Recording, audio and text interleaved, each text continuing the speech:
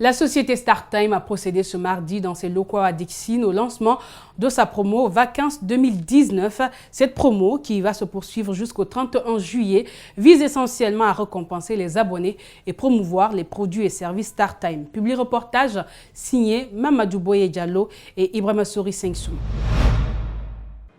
C'est parti pour la promo Vacances StarTime 2019.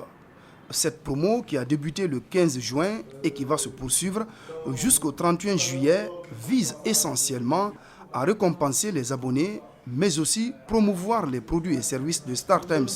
D'abord, pour les anciens abonnés, une baisse leur est accordée pour toute souscription à de nouveaux rechargements. Comment ils gagnent plus? C'est en rechargeant. Le client, au lieu de recharger le bouquet supérieur, le client recharge 2 mois du petit bouquet et puis derrière la société l'offre le bouquet qui précède directement le bouquet qu'il a rechargé. En guise d'exemple, le client qui rechargeait ou qui recharge 35 000 fois 2 mois, il a tout de suite les possibilités de gagner le bouquet de 65 000 pour 2 mois. Pour les nouveaux clients, une nouvelle politique d'acquisition des décodeurs est mise en place. Je précise que c'est des décodeurs HD qui ont une capacité de vous donner jusqu'à 180 chaînes. Et parmi ces chaînes, vous avez les possibilités de regarder la Copa América qui est en ce moment en train de passer sur l'ensemble des chaînes de sport de StarTime. Et puis je précise que là, les commentaires sont en français, bien sûr. StarTime innove et facilite la vie aux abonnés avec le lancement d'une nouvelle application permettant de suivre le contenu des programmes du bouquet. Vous savez, vous ne pouvez pas parfois passer tout le temps à regarder la télé directement à partir de la télé traditionnelle. Il faut que l'on passe à l'avancement de la technologie. Quand la technologie avance, ainsi les choses sont obligées de l'accompagner. La promo Vacances StarTime 2019 est une offre soumise à condition. Les abonnés ont jusqu'au 31 juillet pour bénéficier de ces avantages. Chaque jour, on joue les sardines.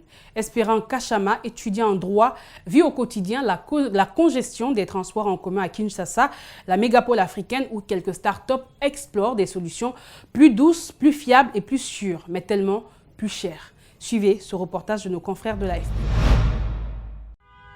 Des passagers qui se battent pour monter dans un bus, c'est une galère quotidienne à Njili, une commune populaire de Kinshasa.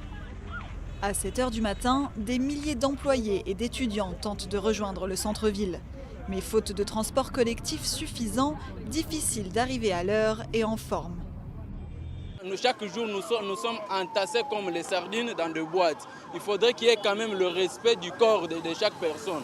Nous mettons debout, on arrive fatigué, on n'arrive pas à bien étudier. Il faut qu'on nous ajoute vraiment des bis. Autre solution pour se déplacer dans la mégalopole, les taxis et les taxibus. Pour éviter les ravisseurs de passagers, les véhicules doivent désormais être de couleur jaune et afficher leur matricule. La course coûte 30 centimes de dollars et si les taxis sont de plus en plus nombreux dans la ville, l'offre reste malgré tout insuffisante. À cette heure, c'est un peu difficile parce qu'il y a des gens qui sortent du travail et tout ça. Mais j'espère que j'en trouverai un. Certaines start-up, rêvant d'imiter le succès de Uber, cherchent à lutter contre le manque de transport et leur insécurité. Patricia a fondé Ubiscabs, une application pour réserver un véhicule avec chauffeur. Expatriés et cadres congolais peuvent réserver une voiture pour un prix entre 10 et 40 dollars. Pratique, mais hors de prix pour la majorité de la population. L'objectif également aujourd'hui, c'est de pouvoir toucher toutes les classes sociales. Là, on a commencé avec une classe moyenne, mais on voudrait garder le même standing, mais avec les différents modèles de véhicules, afin de pouvoir répondre aux besoins de toute la population. Mais les besoins sont immenses et les Kinois misent sur tous les moyens à leur portée, comme les taxis-motos.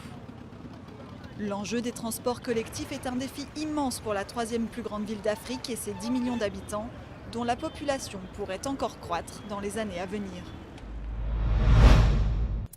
On reste avec nos confrères de l'AFP qui nous proposent ces belles images marquant contre l'Italie. La Brésilienne Marta établit le nouveau record de buts en Coupe du Monde, hommes et femmes confondus.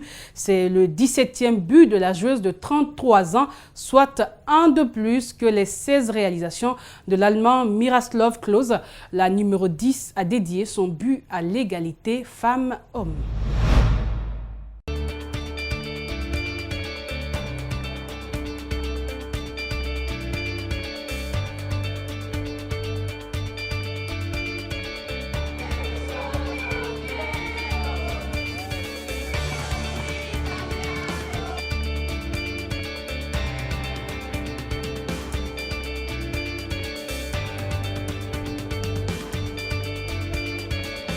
Ah, c'est magnifique.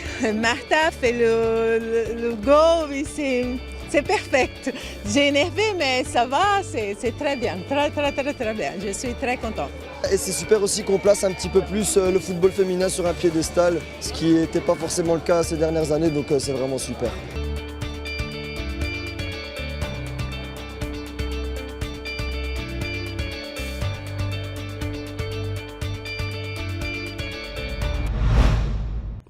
Et on se quitte sur ces belles images. Je vous dis merci, grand merci à la rédaction, mais aussi à l'équipe technique du jour. Portez-vous bien.